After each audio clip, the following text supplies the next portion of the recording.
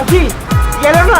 अरे शेट अरे बहुत डिस्काउंट प्राइस में एकदम आधे दाम पे दे रहा हूँ साहब। नहीं चाहिए। अरे आप देखो तो सही, अरे बहुत अच्छा क्वालिटी। अरे भाई एक बार बोला ना नहीं चाहिए। क्वालिटी देखो क्वालिटी। ओ मैडम जी देखो ना, मैडम जी लो ना, अच्छी क्वालिटी का है मैडम जी, एकदम अच्छा क्वालिटी का है मैडम जी। अरे क्यों परेशान कर रहे हो, एक बार बोल दिया ना नहीं चाहिए। ओ भाई वो देखो ना, मैडम को कुछ हुआ है? कुछ नहीं हुआ उसे, अरे सो वो रही है वो। गर्दन से खून आ रहा है। क्या? हाँ मैडम के गर्दन से खून आ रहा है साहब। सुची वो देखो वो देखो सुची।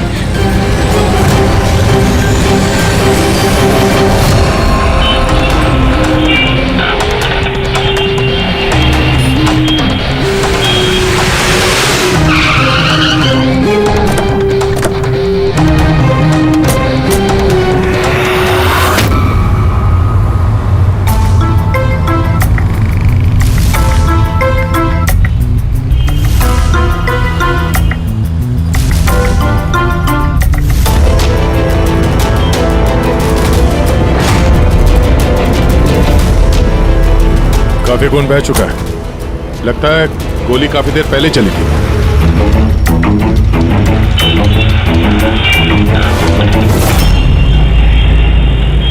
ये सब कैसे हुआ मिस्टर आशुतोष?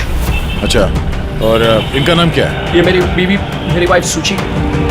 मेरा मतलब है मेरी एक्स वाइफ सुची। Ex wife? ये सब कैसे हुआ? पता नहीं सर, मुझे कुछ पता नहीं चला सर। कुछ मालूम नहीं? तुम्हारी एक्स वाइफ तुम्हारे बगल वाली सीट पे बैठी थी, उस पर गोली चली और तुम्हें कुछ मालूम नहीं? कैसे हो सकता है?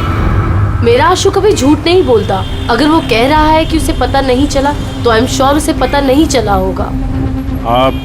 जी मैं मेहिका, इनकी प्रेजेंट वाइफ।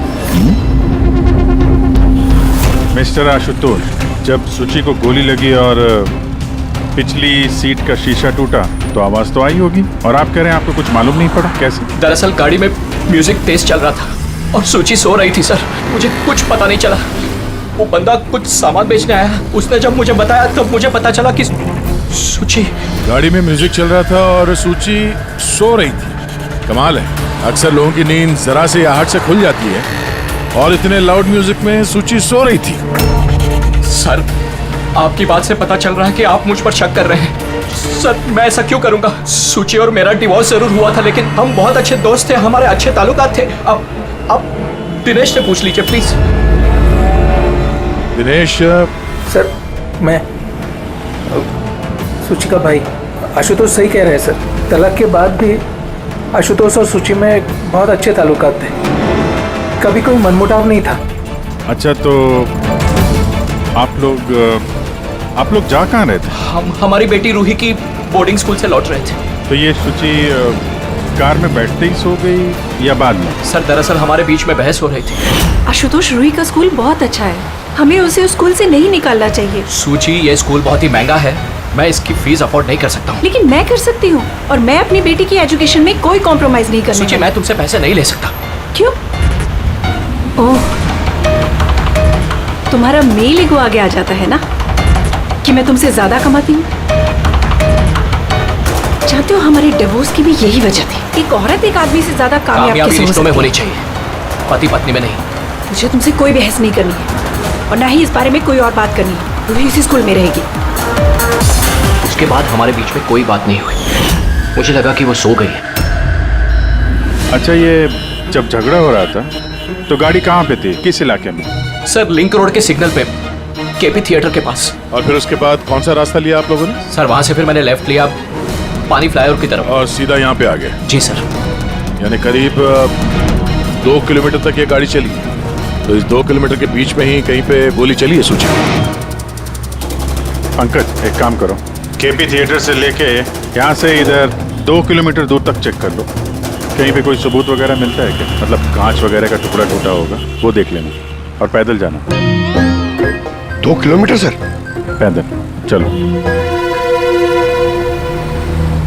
गोली बड़ी अजीब एंगल से लगी है, ये नीचे है, गोली ऊपर से नीचे की तरफ आई है। मतलब गोली चलाने वाले को हाथ ऊपर करना पड़ा होगा फायर करते समय।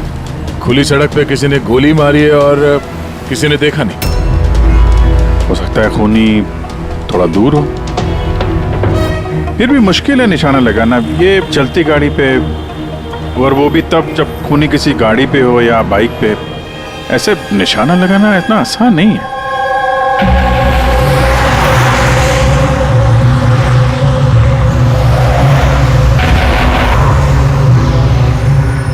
रास्ते में कहीं पे गाड़ी रोकी थी तुमने? सिग्नल पे रोकी थी सर, बस और कहीं नहीं। अगर सिग्नल पे किसी ने गोली चलाई हो या फिर कहीं और से भी गोली चलाई हो तो वो निशाना लगाने के लिए वक्त तो लगेगा। तो किसी ने गोली मारते हुए किसी को देखा कैसे नहीं?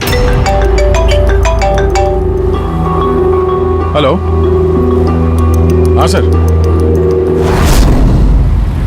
ठीक है सर, हम लोग पहुंच रहे हैं। क्या हुआ?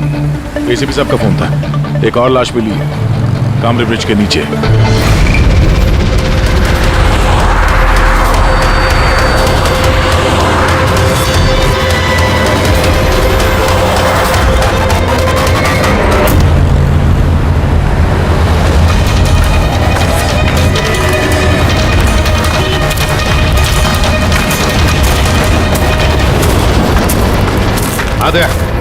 सर, आपको पता कैसे चला इस लाश का? लोकल पुलिस को आसपास के लोगों ने कंप्लेंट दी थी। 2 घंटे पहले लाश मिली है। सिर के पीछे घाव है और पीठ पर भी गोली का निशान। सर, एक बात समझ में नहीं आ रही है, इसे किसी ने यहाँ पे मारा या कहीं और मार के यहाँ पे फेंका है? देखते हैं फ्रेडी। सर रोड पर एक लवारिस बाइक भी मिली, मुझे लगता है इसी आदमी की वो बाइक।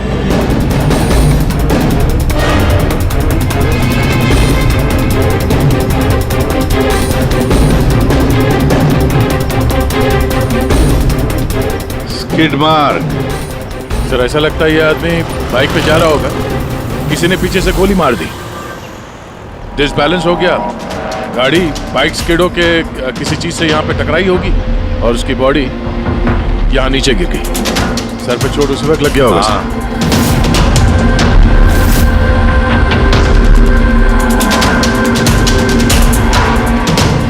सर, समझ में नहीं आ रहा ये आदमी कौन है। इसका कोई आइडेंटिफिकेशन नहीं है। ये मिसिंग पर्सन ब्यूरो में पूछताछ करूं क्या? फ्रेडी, इतनी जल्दी कोई भी मिसिंग पर्सन ब्यूरो में रिपोर्ट दर्ज नहीं करेगा। काम करो, आरटीओ में जाकर इस बाइक का रजिस्ट्रेशन चेक करो, सारे के सारे डिटेल्स मिल जाएंगे, मालिक कौन है वगैरह। दूसरे केस का क्या हुआ, कुछ पता चला? नहीं सर, बड़ा अजीब केस है, समझ में नहीं आ रहा गोली किसने चलाई और कहां से। सर वो पूरा इलाका देख लिया सर, लेकिन कोई सुराग नहीं मिला। ट्रैफिक पुलिस ने क्या बताया? सर ट्रैफिक पुलिस वाले, वहाँ के दुकानदार और 2-3 जन और जो खड़े थे उन सबसे पूछा सर, किसी को खून के बारे में कुछ नहीं पता। सर, सूची पे गोली चली कहाँ से? देखते हैं। सर मैंने कहा ना आपसे, मुझे नहीं पता कि सूची को गोली कब और कैसे लगी। आशुतोष, दिनेश, मिहिका, सूची के सबसे करीब थे ना तुम तीनों भी? नहीं? तो फिर अब बताओ, सूची की मौत से तुम तीनों में से किसका फायदा होने वाला था? क्या मतलब? सर, हम सूची को क्यों मारना चाहेंगे? उसे मेरी सगी बहन थी, सगी बहन। मैं अपनी बहन को क्यों मारूंगा सर? करोड़ों रुपयों के लिए। और क्या? करोड़ों रुपयों के लिए। मुझे क्या फायदा हो सकता था? मेरा और सूची का तो ऑलरेडी डिवोर्स हो चुका था। हो सकता है डिवोर्स ही वो वजह हो। डिवोर्स के बाद भी मैं और सूची बहुत अच्छे दोस्त थे, दोस्त की तरह बर्ताव करते थे। ये भी तो हो सकता है ना कि तुम्हारी अपनी पहली बीवी के साथ जो दोस्ती थी वो शायद तुम्हारी दूसरी बीवी को पसंद ना आई हो। सर, आप ये कैसी बातें कर रहे हैं? मुझे इनकी दोस्ती से क्या प्रॉब्लम होगी? मुझे इनकी दोस्ती से कोई प्रॉब्लम नहीं थी। मैं बिल्कुल भी इनसिक्योर टाइप की लड़की नहीं हूँ। अगर सूची की हत्या तुम तीनों में से किसी ने नहीं की तो फिर किसने मारा सूची को? किसने मारा? मैं बताता हूँ आपको। सूची एक एनजीओ में काम करती थी। उसने वहां पर शैली नाम की एक अकाउंटेंट का भांडाफोड़ किया था, क्योंकि शैली पैसे को लेकर हेराफेरी कर रही थी। तुम्हें लगता है कि शैली का हाथ हो सकता है सबके पीछे? जी हाँ सर, कई बार शैली ने उसको धमकी भी दी थी। सर मुझे तो लगता है कि ये काम पृथ्वी का हो सकता है। अब ये पृथ्वी कौन है? बड़ा ही बदतमीज किस्म का इंसान है, रोमियो टाइप। सूची ने पुलिस में कंप्लेन भी की थी उसके खिलाफ, कुछ दिन के लिए जेल भी गया था। ठीक है, तुम तीनों जा सकते हो। Thank you sir. Thank you sir.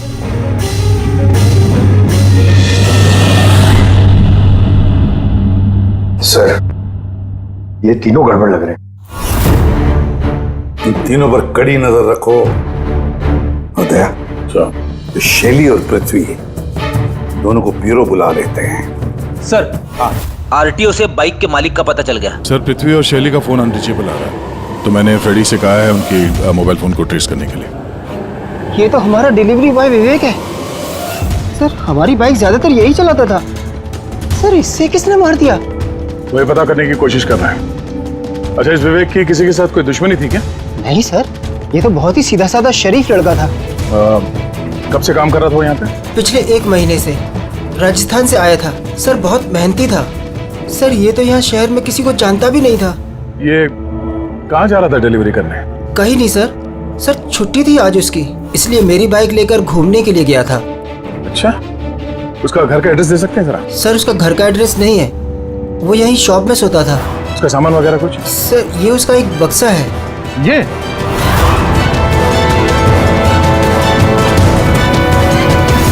Sir, ये विवेक के बॉक्सेस और सारे सामान चेक किए मैंने, उसमें ये सर्कस के पैम्फलेट्स के अलावा और कुछ नहीं मिला। या तो उसे सर्कस बहुत ही ज्यादा पसंद होगा, या फिर अपने फ्री टाइम में ये पैम्फलेट बना के वो पैसे कमाता होगा। एक ऐसा मर्डर जिसमें सस्पेक्ट ही नहीं है। आखिर से विवेक जैसे गरीब आदमी को मार के किसी को क्या फायदा हो सकता है? वही तो फिर ये सूची का दूसरा मर्डर, जिसमें कई लोगों पर हमें शक है, उनमें से कोई भी गाड़ी के पास जाकर के गोली चला सकता था सूची पर। नहीं बस, आई एम सॉरी बट मैं तुम्हारी बात से सहमत नहीं। कौन सी बात से? यही कि किसी ने इसे पास से गोली मारी। क्या मतलब? सब मतलब ये। यार, ये तो राइफल की गोली है। हाँ सर, और ये गोली सूची के गले पर यहाँ इस तरफ फंसी हुई थी। गोली राइफल से चली है तो काफी दूर से चली होगी। हाँ बिल्कुल, दूर से भी और बहुत ऊंचाई से भी। हाँ, मैं बताता हूँ। ये देखो बॉस, 50 डिग्री एंगल से सूची को गोली लगी है। गोली यहाँ से आई, उसने कार की खिड़की का शीशा तोड़ा और उसकी गर्दन में आकर के लगी। ये गोली जिस एंगल से आई है सर, कितनी दूर से चली होगी गोली सर? लगभग 70 फीट की ऊंचाई से। किसी बिल्डिंग से गोली चलाई है। स्नाइपर तैयार बैठा था बिल्डिंग के ऊपर गोली चलाने के लिए। काम करो, जरा इस एरिया का मैप निकालो। तो गोली गाड़ी के बाई तरफ से आई थी और बाई तरफ तकरीबन बहुत सारे ये बिल्डिंग्स और हाई राइज टावर्स है सर। तो जिस जगह पे दोनों का झगड़ा हुआ वहां से लेके सूची की लाश जहां पे मिली उसके बीच में तकरीबन 15 से 20 टावर्स है। इन्हीं में से किसी एक बिल्डिंग से गोली चली होगी।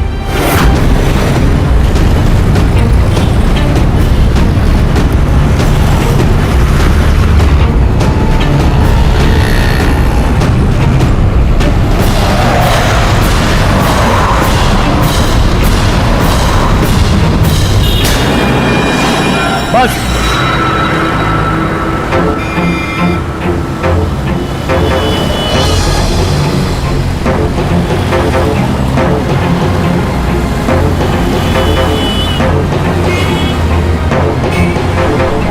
ये अभिजीत सर के हाथ में क्या?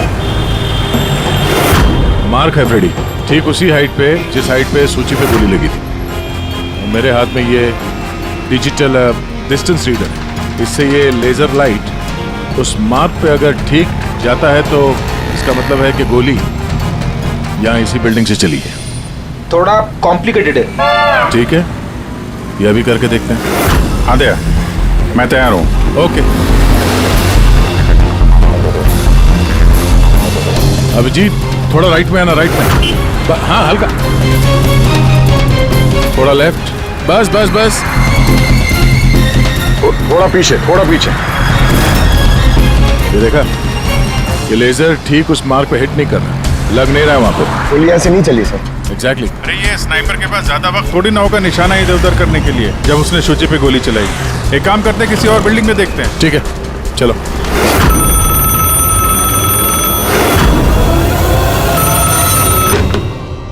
हेलो।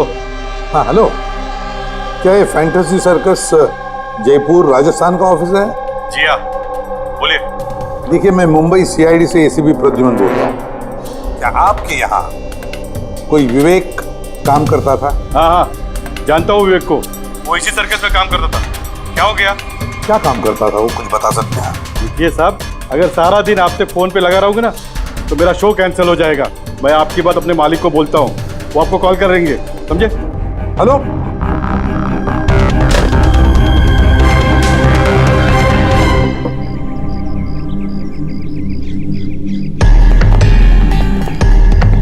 कमाल है सर, बिल्डिंग में वॉचमैन ही नहीं था। लगता है गोली यहीं से चली होगी। देखते हैं। हाँ अभिजीत, रेडी है?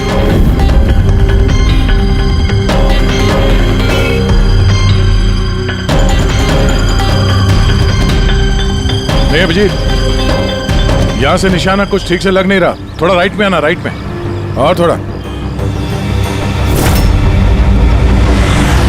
हाँ परफेक्ट परफेक्ट, यहां पे लग गया निशाना।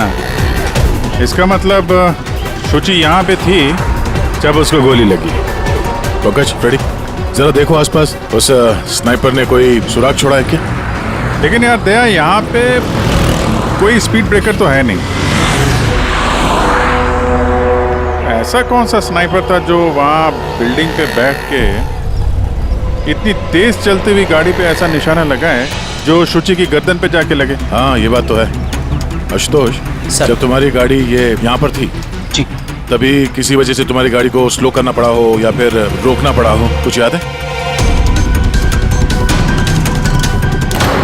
हाँ सर, मैं जब ड्राइव कर रहा था तो गाड़ी के आगे एक भिखारी आया था।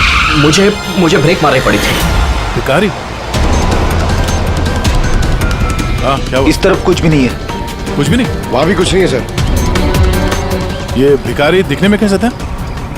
सर, उसके एक हाथ में बैसाखी थी, लाल रंग का पोटला, गले में गमछा और शायद आधा गंजा था। अभिजीत, इस फ्लाईओवर के नीचे बहुत भिखारी बैठे हुए होते हैं, उन्हीं में से कोई एक होगा। मैंने सुना जो आशुतोष ने बताया भिखारी के बारे में। मैं यहाँ नीचे जाके देखता हूँ। कौन हो तुम लोग?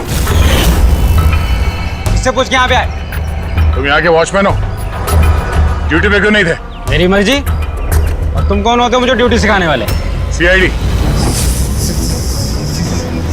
सीआईडी?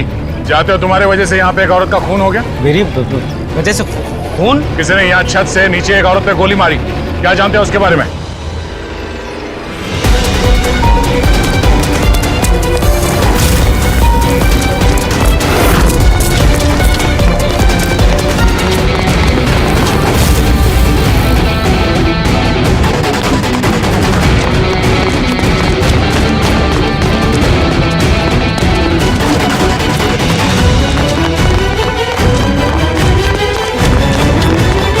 रुक जा। सब मैंने कुछ नहीं किया, सब मैंने कुछ नहीं किया, सब मुझे छोड़ दो। कुछ नहीं किया तो भागा क्यों? मैं डर गया था सब। What? क्यों डर गया था? क्या जानता है इस खून के बारे में? साहब, मैंने पैसे लिए थे, लेकिन उसने ये नहीं बताया था कि वो किसी का खून करने वाला है। साहब, कौन था वो आदमी? पहले कभी देखा नहीं साहब। उसने बोला कि वो बिल्डिंग के छत पे अपनी गर्लफ्रेंड को प्रपोज करने वाला है। साहब, उसने 2 घंटे को 15,000 रुपए दिए थे। साहब, मैंने तो इतने 1 महीने में भी नहीं कमाए। साहब, उसने हेलमेट पहन रखा था और चश्मा लगाया हुआ था।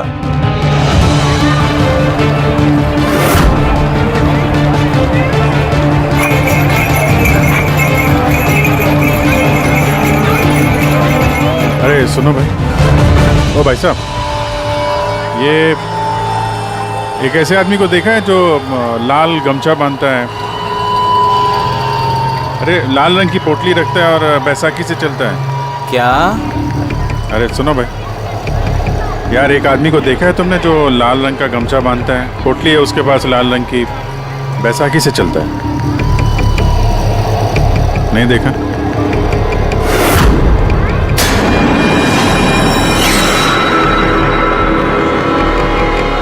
अरे सुनना जरा, अरे सुनो भाई, बात करनी है यार। अरे ए, क्या कर रहा है भाई? अरे रुको यार।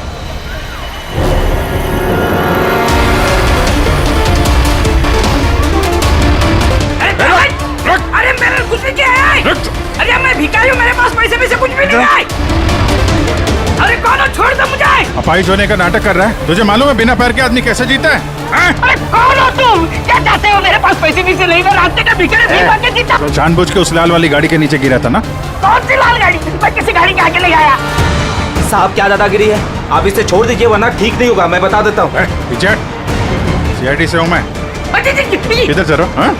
शराफत से बता दे, वरना मैं अपने पे आ गया तो बहुत भारी पड़ेगा। नहीं नहीं साहब, आप पक्का सीआईडी से तो बताता हूँ। वो एक आदमी ने मुझे पैसा दिया था ये सब करने के लिए, और उसने कहा था कि जैसे ही लाल गाड़ी आती है तुम उसके आगे गिर जाना, तो मैं गिर गया साहब। तुझे पता कैसे चला कि लाल गाड़ी कब आएगी? वो छत पे एक आदमी खड़ा रह के इशारा करने वाला था, जैसे उसने इशारा करना मैं गाड़ी के आगे गिरना, ऐसा हमारा प्लान था साहब। तुझे मालूम है एक औरत का खून हो गया तेरे इस प्लान के चक्कर में? साहब मुझे माफ कर दो, मैं रास्ते का भिखारी हूँ, देखो मेरी हालत कैसी है साहब, मुझे छोड़ दो। चल ये बता, वो आदमी कैसा था दिखने में? नहीं वो साहब मोटरसाइकिल पे आया था, हेलमेट पहने हुआ था, तो चेहरा दिखाई नहीं दिया। अरे यार कुछ तो देखा होगा, कुछ सुना होगा तूने? उसका फोन आया था, सामने वाले ने कहा था कि जल्दी जल्दी मिलने आओ, तो हाँ तो उसने कहा था कि मैं पहुँचता हूँ। कहाँ पहुँचने का बोला था, कुछ याद है? कुछ सुना तूने? हाँ याद आया, भांडुप मिल। हाँ भांडुप मिल, भांडुप मिल। अच्छा ठीक है वापस आ जाओ, मैं सर को इन्फॉर्म करता हूँ। Okay sir. हाँ अभिजीत भांडुप मिल से वापस आ रहा है। उसका कहना है कि मिल एकदम सुनसान पड़ा है, कोई सुराग हाथ नहीं लगा उसके। खूनी तो वहीं पे भाग कर गया होगा, हो सकता है अभिजीत पहुंचने से पहले वो वहां से गायब हो गया। पंकज। हाँ सर। पंकज एक काम करो, जिस वक्त सूची को गोली लगी थी उस वक्त उस एरिया में कितने मोबाइल फोन एक्टिव थे पता लगाओ, स्नाइपर का फोन उसी में से एक हो सकता है। चल हाँ। पंकज ये भी देखना कि उनमें से कितने लोग भांडुप मिल गए थे। सर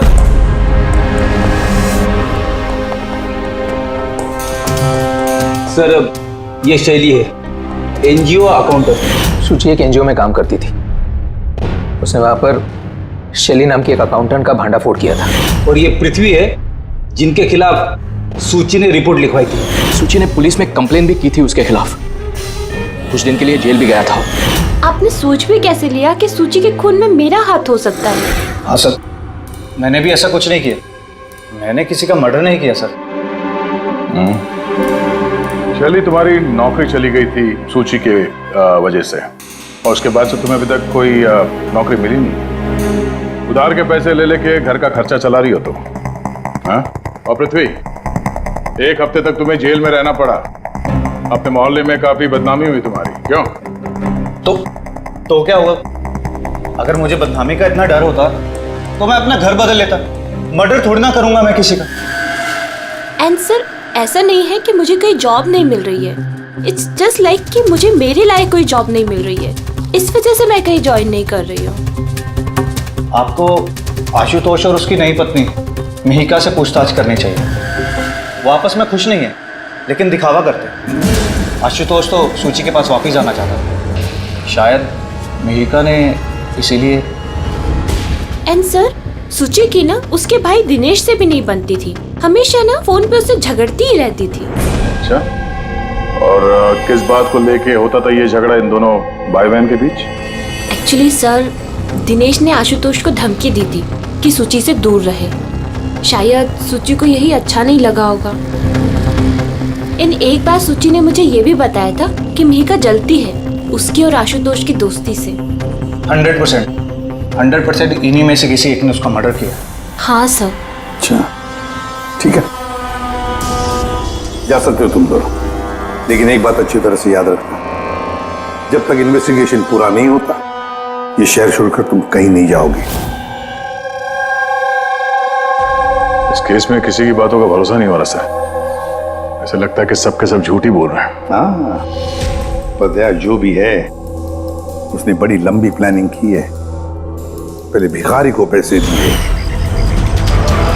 फिर वॉचमैन को हायर किया, फिर स्नाइपर को हायर किया, और सही वक्त मिलते ही सूची को उड़ा दिया। सर। हाँ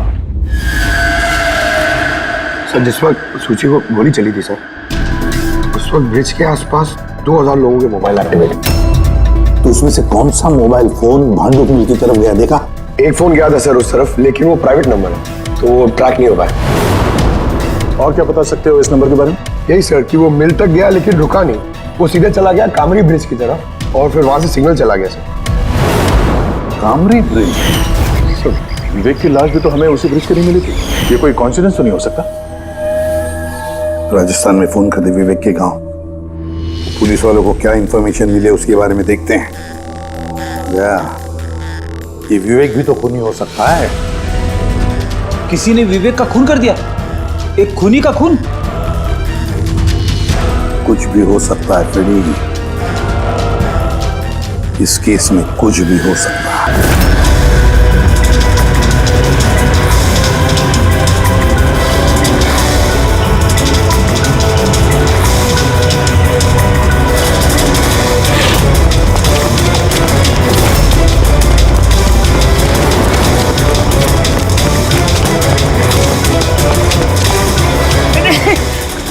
अबे बार बार भागता क्यों है? अरे हाँ, बार बार मेरे पीछे पड़ते हो, क्यों पड़ते हो मेरे पीछे? बात करनी है तेरे से। मुझे नहीं बात करनी है। तो बहुत हुआ साहब, आप हम लोगों को इस तरह परेशान नहीं कर सकते। कोई परेशान नहीं कर रहा, हम अपना काम कर रहे हैं, जाओ। हमको कुछ नहीं सुनना है, जाइए यहाँ से। अरे एक आदमी का खून हो गया, समझ में नहीं आता। हाँ तो क्या हम लोगों ने खून किया है? हाँ, हम लोग गरीब लोग हैं, भीख मांग के खाते हैं, उसका मतलब हम पे इल्जाम डाल देंगे आप लोग? हाँ देखो ना।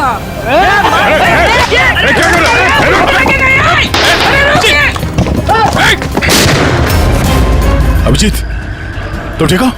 थोड़ा सा ओह नो, पत्थर लग गया है। क्या किया तुम लोगों ने? हाँ? ये देख, ये इसने पैसे दिए थे तुम्हें? इसका भी खून हो गया? हाँ मर गया ये, ध्यान से देख। क्या ये वही आदमी है जिसने तुझे बोला था कार के आगे गिरने के लिए? जरा जूम करो।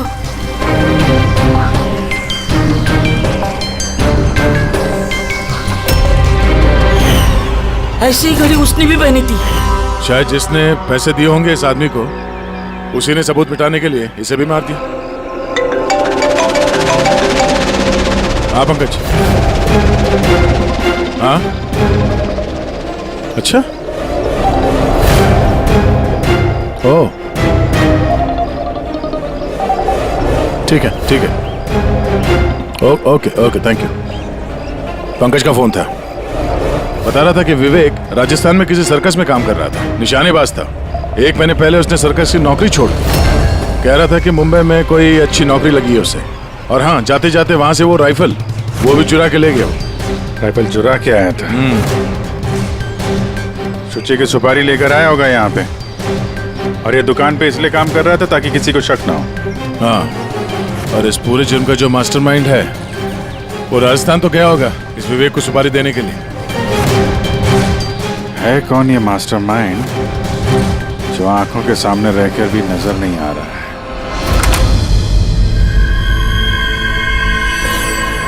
अरे मिस्टर आशु। सर आप लोग यहाँ? मिस्टर आशु, उस आदमी का पता चल गया है जिसने शुचि पे गोली चलाई थी। वाह, दैट्स अ ग्रेट न्यूज़। आपने पकड़ लिया उसे? विवेक नाम है उसका। आप लोग किसी विवेक को जानते हो? नहीं तो। कमाल है, आप किसी विवेक को नहीं जानते हो, मगर 15 बार कॉल किया आपने अपने मोबाइल से। क्या? सर मैं जब किसी विवेक को जानता ही नहीं हूँ तो मैं उसे फोन क्यों करूँगा? सिर्फ इतना ही नहीं, उससे मिलने तुम राजस्थान भी गए थे। सर्कस में उसकी गोली चलाने की कला तुम्हें इतनी पसंद आ गई थी कि सूची को मारने का कॉन्ट्रैक्ट भी दे दिया उसे। जाओ। 1 मिनट सर, 1 मिनट। ये बात सच है कि मैं बिजनेस ट्रिप के लिए राजस्थान गया था, लेकिन मैं कोई सर्कस में नहीं गया था। और मैं जब कोई विवेक को जानता ही नहीं हूँ तो मैं उसे फोन क्यों करूँगा? तो क्या ये तुम्हारे फोन रिकॉर्ड झूठ बोल रहे हैं? सर ये हो सकता है कि मेरे फोन से किसी और ने फोन किया हो मेरी गैर मौजूदगी में। अच्छा, तो आप अपना फोन ऐसे ही लापरवाही से इधर उधर छोड़ देते हैं क्या? नहीं सर। हाँ सर। अच्छा ठीक है sir, okay sir, okay. Doctor Salunkhe का फोन था, हमें फॉरेंसिक लैब में बुलाया आशुतोष को लेके। बस सूची यहाँ बैठी हुई थी इस सीट पे, और ये इस सीट का हिस्सा है जो पीछे की तरफ, और ये है वो लीवर जिससे सीट आगे पीछे होती है, और इस लीवर को जाम कर दिया गया है। देखो, लीवर को जाम कर दिया गया है। हाँ यार, बस यही सुना कैसे? इसके लिए आपने हमको वहां से बुलाया? पंकज यार, तेरी पूरी बात सुनो ना। सुराग ये नहीं है कि ये लीवर अटका हुआ है, सुराग ये है कि इसे जानबूझकर पीछे अटकाया गया है। और सर, सीट जानबूझ के कोई खराब क्यों करेगा? यही तो हम लोग भी सोच रहे थे। आशुतोष, ये तुम्हारी इस गाड़ी की सीट कब से ऐसी है, कब से पीछे अटकी पड़ी है? सर परसों रात तक तो ठीक थी, लेकिन कल सुबह जब निकला तो रिक्लाइन काम नहीं कर रहा था। मेरे पास ठीक कराने का वक्त नहीं था, इसलिए ऐसे ही निकल पड़ा। सालून के साहब, सीट खराब होने का इस केस से क्या लेना देना? लेना देना है फ्रेडी, और लेना देना यह है कि खूनी चाहता था कि सीट पीछे अटकी रहे ताकि सूची की पोजीशन ऐसे रहे पीछे की तरफ। सर, अगर वो आगे बैठती या पीछे बैठती तो उससे खूनी को क्या फर्क पड़ता? खूनी तो गोली चलाने वाला था ना। यार पंकज, तुम एक काम करो, यहाँ ड्राइविंग सीट पे बैठो। सारिका, तुम सूची की जगह। अब मान लो कि मैं सूची हूँ, तो जब मैं इस सीट पे बैठी थी तब मेरा सर ऐसे था। बस सूची का सर यहाँ होने का फायदा खूनी को तब मिलता जब उसका एम सूची नहीं, ड्राइविंग सीट पर बैठा हुआ आदमी होता, मतलब आशुतोष होता। लेकिन आशुतोष को किसी भी वजह से बहुत जबरदस्त ब्रेक लगाना पड़ा। ब्रेक की वजह से झटका लगा और झटके में सूची आगे आई, और बॉस गोली आशुतोष को लगने की बजाय सूची को लग गई। सर, इसका मतलब आशुतोष खूनी नहीं है, बल्कि कोई उसका खून करना चाहता है।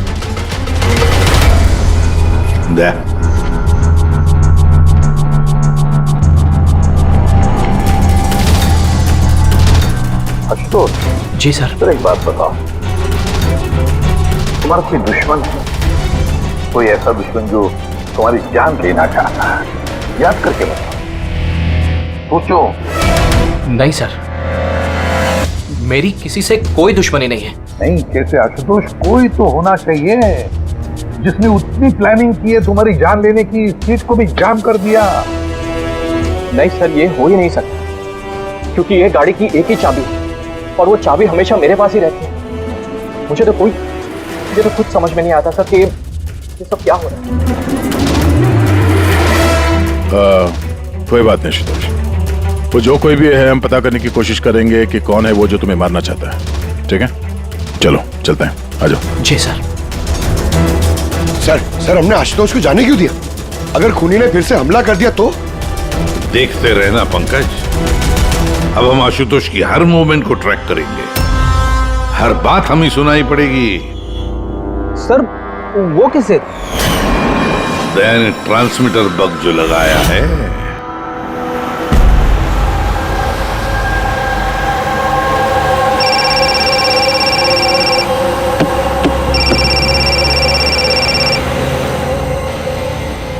हेलो,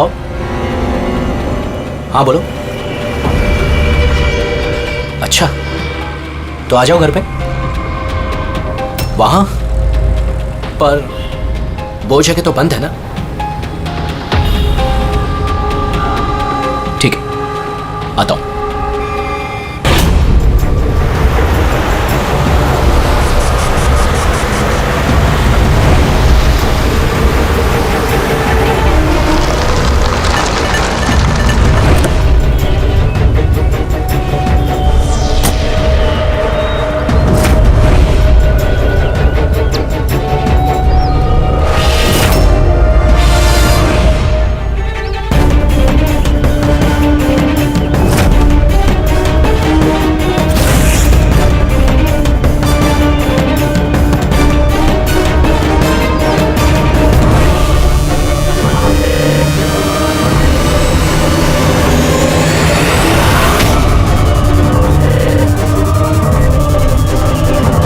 क्या कर रहे हो?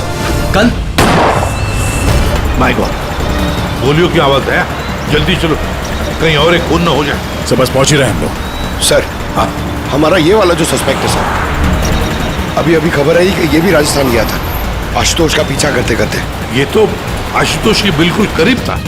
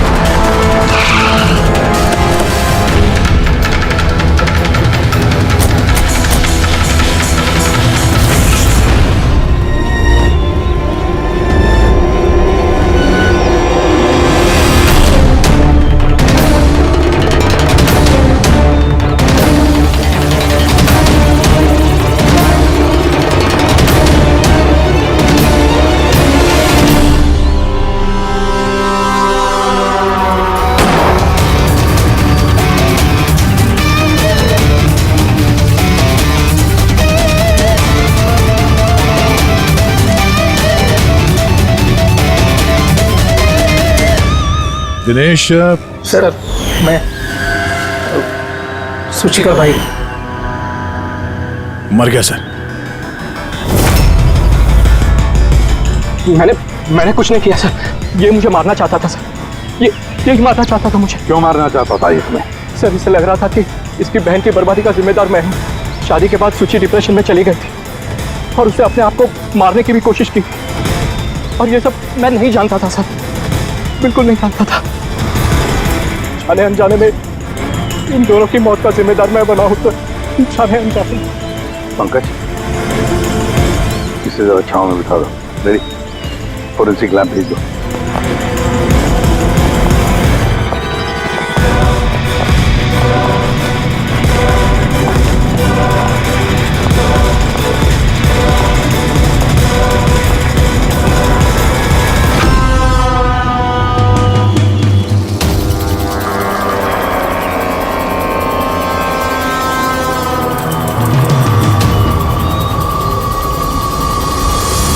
कहानी में नया ट्विस्ट।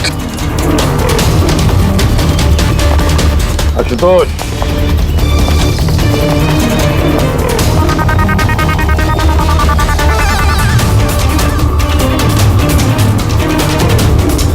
जानते हो क्या है ये? नहीं सर, मुझे नहीं पता। नहीं पता? अभी जान जाओगे। पंकज, तलाशी लो इनकी। मगर क्यों? हाथ ऊपर करिए, पता चल जाएगा आपको। सर, मैंने कुछ नहीं किया, मैं बेकसूर हूँ। आप मेरी तलाशी क्यों ले रहे हैं? मेरा यकीन मानिए सर, मेरे पास कुछ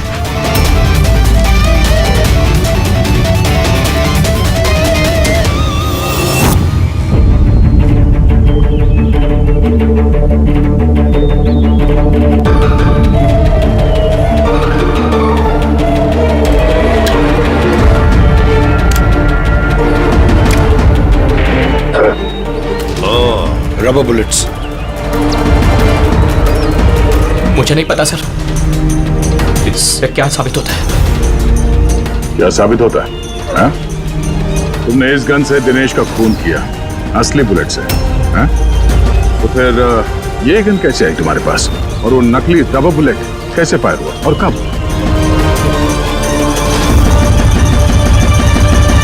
सब प्लान मैंने किया था sir. A to Z plan मेरा था। सूची की मौत, दिनेश की मौत, और वो प्लान भी यही था कि आप लोगों को यही लगे कि सूची की मौत गलती से हुई थी, बल्कि असली टारगेट मैं था, और आप लोगों का शक दिनेश पर जाए। लेकिन सारा प्लान मिट्टी में मिल गया, सब कुछ मिट्टी में मिल गया। क्यों मारा तुमने सूची को? क्या मिला तुम्हें सूची को मारकर? सूची मेरी बेटी रूही को लेकर हमेशा हमेशा के लिए देश छोड़कर जा रही थी सर, और ये बात उसने मुझसे छिपाई थी। आप ही बताइए सर, अपनी इकलौती बेटी को खुद से दूर कैसे करने देता? और इसलिए तुमने विवेक को, उस शार्प शूटर को पैसे दिए अपनी बीवी सूची की जान लेने के लिए। और जैसे उसने काम खत्म कर दिया तुमने उसे भी मार डाला। तूने दिनेश को ऐसा क्या कहा कि वो तुम्हें मारने के लिए यहाँ पर आ गया? मैंने मिहिका को दिनेश के पास भेजा था। क्या? हाँ दिनेश, मुझे अभी पता चला कि आशुतोष ही तुम्हारी बहन की मौत का जिम्मेदार है और वो तुम्हें भी मारना चाहता है। नहीं, मैं उसे छोड़ूंगा। दिनेश, पागल हो गए हो क्या? खून करोगे तो? उसने मेरी बहन को मारा, मेरी सगी बहन को। एक पत्नी को मेरी बहन को मारते हुए उसे कुछ नहीं लगा। नहीं, कुछ भी हो जाए मैं उसे छोड़ नहीं सकता। मैं उसे नहीं छोड़ सकता। मेरी बात तो सुनो। और मौका मिलते ही उसकी गन बदल दी। जो गोलियां दिनेश तुम पर चला रहा था वो नकली थी? हाँ, लड़ाई के दौरान मैंने गन बदल दी थी ताकि आप लोगों को लगे कि आत्मरक्षा के लिए मैंने दिनेश को मारा है और आप लोगों के सामने मैं बेगुनाह दिखूं। क्या छोड़ा तुमने अपनी बच्ची के लिए? ना मां ना बाप। उसी बच्ची को पाने के लिए तुमने उसी की मां को मार डाला और फिर इस जुर्म में तुम भी जिंदगी भर जेल की सलाखों के पीछे सड़ते रहोगे। बताओ आशुतोष, क्या मिला तुम्हें अपनी बच्ची को इस तरह से अनाथ करके? क्या मिला?